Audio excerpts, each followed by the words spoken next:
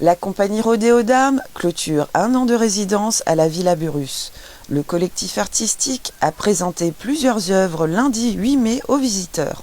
Un événement initié par les acteurs locaux tels que la DRAC, l'Université de Strasbourg, le Val d'Argent et bien d'autres encore.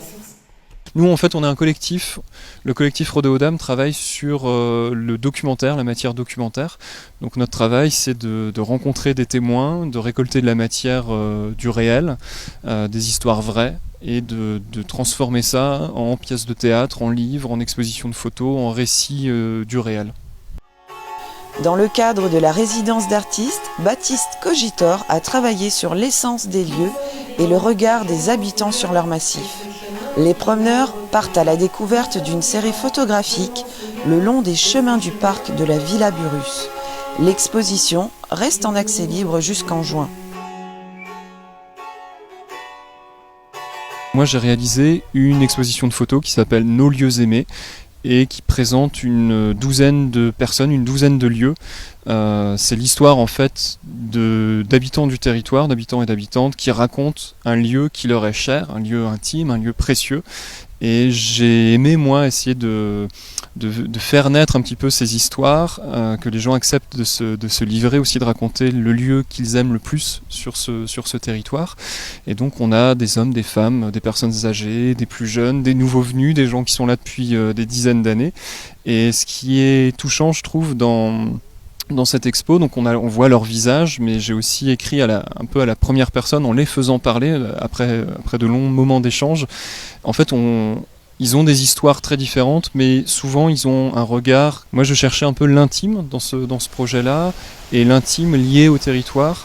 Comment les paysages, les territoires nous habitent autant que nous en faisons partie. Après avoir déambulé dans le parc, les visiteurs étaient conviés au spectacle Prendre Forêt. Un spectacle vivant à la croisée des arts est construit comme un carnet de voyage et de poésie. Le spectateur est entraîné dans un voyage au fin fond des Vosges.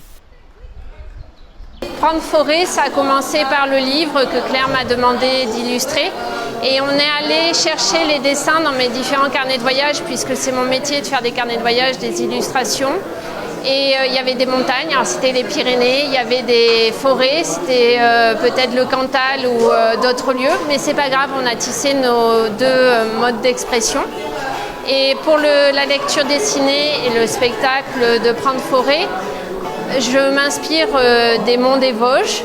Et par contre, la forêt n'est pas une forêt d'hiver comme dans la lecture, parce que justement, on voulait aussi des dessins intemporels qui se tissent dans d'autres saisons, dans d'autres lieux et qui ne soient pas collés au territoire ou à une saison. L'après-midi, c'est fini avec un goûter proposé par l'association Un Jardin Passionnément. La résidence se clôturera le 24 juin à Ribeaugoutte.